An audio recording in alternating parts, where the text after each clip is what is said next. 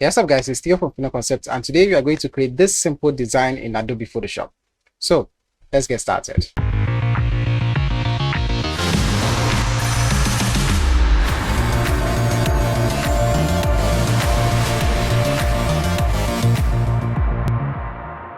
All right, so I already have my Photoshop app open right here, and I'll just click on New File and create probably an A4 document. Click on Create. In this case, we want to use this for our WhatsApp profile, so it has to be a 1:1 aspect ratio. So I'll grab the crop tool or C on your keyboard, and I'll go up here to the toolbar option and click on 1:1, which is a square, and just tap on OK.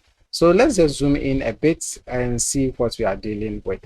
So the first thing we are going to create is a couple of groups in which we are going to have all of our information and layers in there. So I'll create a first group and call it images. Let's start off with the images. Then we import in a bunch of images. So I already have my images right here lined up for me, 1 up to 6. So that is what I'm going to be using for this. So I'll just click and drag all of these into Photoshop. I'll drop them in here like so. Comment OK for all of them. Then for a second, let's just turn off the eyeball for these whole things. Now, the reason we do that is we actually want to have all of these images on a particular layer. So let's grab our shape tool and select the rectangle tool from here. Let's create a rectangle of any size. Now I'll be using 6 different rectangles for 6 different images. So we are going to duplicate this 5 more times to have 6 in total. So now to duplicate, you just hold down the Control or Command key and press J. Now if you notice here, you see that it duplicates right here. So let me select the layer one more time, Control J, and we have our duplicates like so. So I'll go ahead and place this somewhere around here. Now I want to create other duplicates. So I'll actually select these 2 layers like so, Control J, a duplicate is created, and I'll bring these 2 at the bottom here. All right, so we are going to do it one more time, Control J, and just have it in here like so. Now there's a pretty quick feature that you can use if you already have any layer selected, like this first rectangle we have, and you want to create a duplicate of it. Instead of using the Control J option, if you have your Move tool selected, V on your keyboard for the Move tool, just hold down the Alt key and just click away. You notice that the moment you hold down the Alt key, you get a double arrow. One is black and the other is white. Just click and drag that it out and you just create a duplicate like so. So as many times as you click and drag, you have your duplicate. Now let's go back to what we already have. I have 6 images in here. So what I'll do is I'll just resize this to fit a particular size that I want. I think right around here is just fine for me. And I'll comment OK right here. Now you notice I leave a space at the bottom. That is where other information is going to be. So I'm just leaving that for now. Now this is where it gets interesting. Because we are going to be adding all of these images on top of our rectangles, these images are going to be placed where these rectangles are. Now, most people will want to use layer masks and all of that, but I prefer what we call clipping mask. Now what this allows you to do is, as long as you have a layer beneath the layer you want to use it for, it is only going to clip for that layer beneath. So let's go through an example. If I bring this image up right here, probably let's start with this. This is the image I want to use for this particular rectangle, the first one. So I'll put the image on top. Now in the layers panel, I'll make sure that that image is directly on top of the layer I want to use. So in this case, it is the rectangle right here. Now as long as it is on it, just hold down the Alt key and click in between the image above and the layer below. So I'll hold down the Alt key and I'll click right around here, and just like that we have our clipping mask. So you notice that as long as I'm resizing my image, so far as it is beneath this rectangle, it is only going to show where that rectangle is. So if I go ahead and move the rectangle like so, you notice the image is not showing. Now if I bring it back, the image is only showing where that rectangle is. That is what we want to do. So I'll do the exact same thing for this second image. I'll make sure it is on top of my second rectangle. You know what, let's go ahead and name all of these so that you don't get confused. So rectangle 5 and rectangle 6. Okay, So I have it right here, and the initial one was actually the shortcut of doing this. Hold down the Alt key, click right here, and you have your clipping mask. So I'll just move it over here like so. And just like that, we have our image also in here like that. Hit enter and we are done.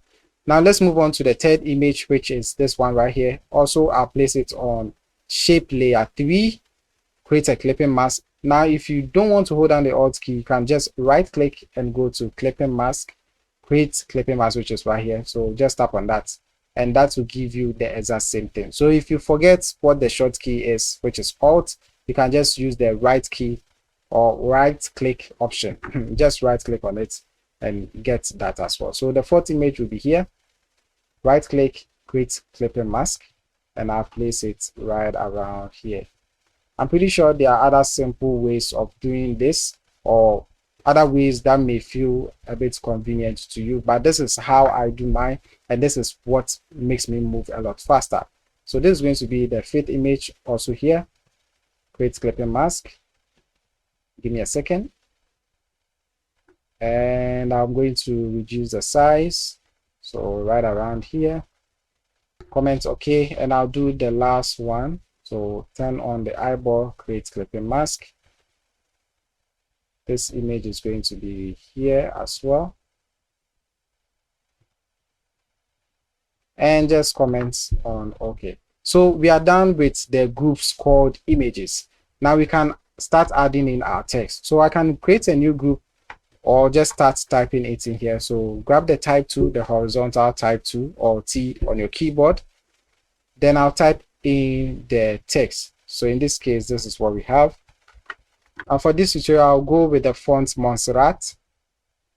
Click on that and reduce the size to however I feel comfortable. So in this case, I think 12 points is a bit too big, so I probably reduce it to about 10 points, and that is looking very nice. So I'll highlight this whole thing and change the font style from extra light to right around medium. That should look good. Okay, this is more visible, and I'll type in the rest of the information that I have. So I'll highlight these two information because I want them to be extra big. Make them right around here is fine. And I'm also going to change the font because I want them to stand out a lot more. Now the font I'm going to use for the main text is called Kilogram, and I'll just select that from here.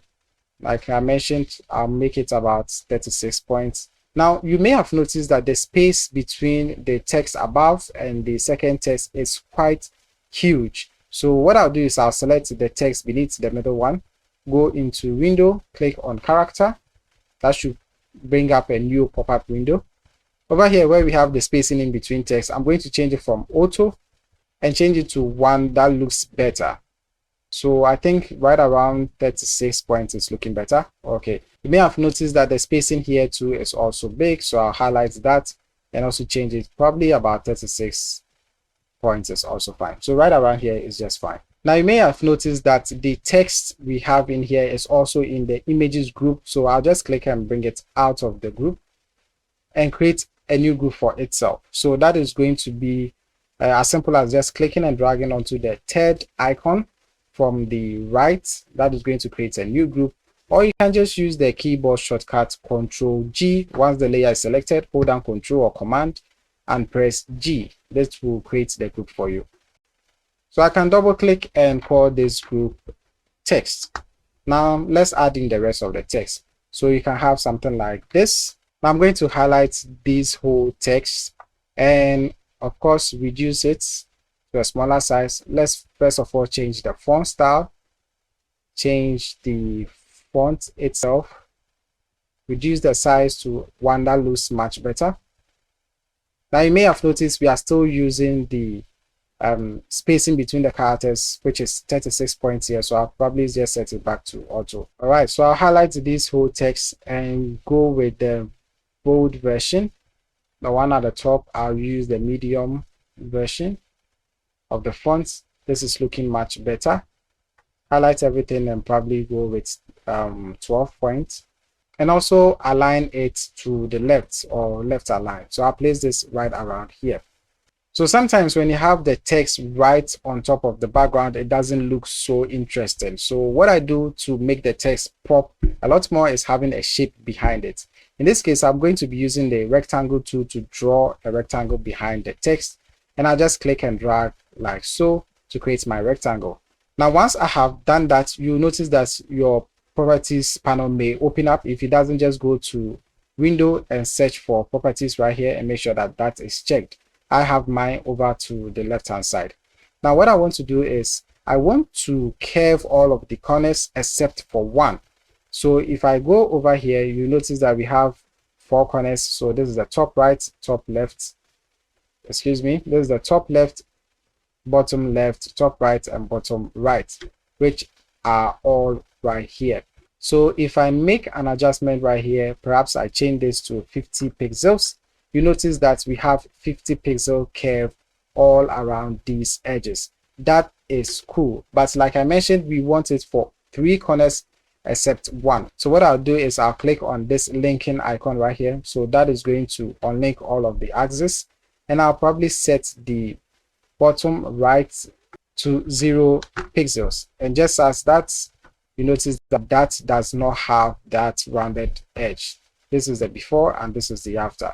So this is what I'm going to do for all 3, and I'm also going to change their font color because both of them are now dark, so you can hardly see. Now I have the text in front, so I'll double click and change the color to white. So if I zoom out now, this is what we have. So I'll just be duplicating a couple of times. If you have different information that you want to add in, you can do that. So I'll have the first duplicate like this right around here. The second is going to be somewhere here. If you have a fourth, that is also going to be somewhere around here. Now that should be it for the text. I can also just group all of these, Control G, and call these probably packages. Then I can have another group in there for more information. So this can be called info. So over here, I also create one more rectangle, click and drag to cover the bottom right here. With my move tool selected, I'll just move this right around here. Okay, this is looking perfect, but I want to add in or spice this design up just a little bit. So instead of having a rectangle, a boring rectangle like this, I actually want to slant one side of the rectangle. Now, if you move over to one of the corners using the move tool, you notice that you can actually transform, rotate, and expand this. Now hold down the Control key or Command key if you're on a Mac and click on one of the corners, which is going to be right here. If I click and drag it out, you notice I can actually deform the rectangle that I have here. So that is what I'm going to do. I deform it right about here, should be fine. If I zoom out, this is what we have. So as you can see, this is how it looked and this is how it's looking now. Now I'm going to have all of this information beneath the whole text, because I want it to be behind the image, not in front of it. So this is how it looks in front of it. It's actually covering this image, so I have it at the back instead. Then you should probably just go ahead, excuse me, go ahead and remove this other one. I think just 2 should be, or just 3 should be fine. So I have this right around here. Now the rest of the text is just going to be the telephone number. If you have a website, you add it in there, and basically anything with regards to that. So I can type in something like book, have it right around here. You can see because it's white on white. So again, if you want it to pop, just have a shape at the back. So I'll highlight somewhere here, create a rectangle. I'll make sure that that rectangle is behind the text so that I can see. If this is not looking too flashy for you, you can just create the corners for it. So probably 100 pixel. Now this is looking quite interesting, and you might as well just change the color. So in this case, I'm going to select the color red, because red is usually associated with warnings or important information. So that is what I'm going to use, and might as well make this bold because this is an important information for us. We want to draw as much attention to this particular text as possible. So now that we have this, everything else can come in down here. So your website, you can add it in there. Your telephone number, any other information you want to add in, you can basically do that with this one. So that's about it, guys. Let me know what you think about this design, and if you try it on your own, you can tag me on Instagram at FinoConcept. So again, thank you guys for watching. If you like this video, please give it a thumbs up. If you like to watch more of our videos, hit that subscribe button, and as always, don't forget to share with your family and friends. This is Theo from FinoConcept, and I'll talk to you guys in the next one.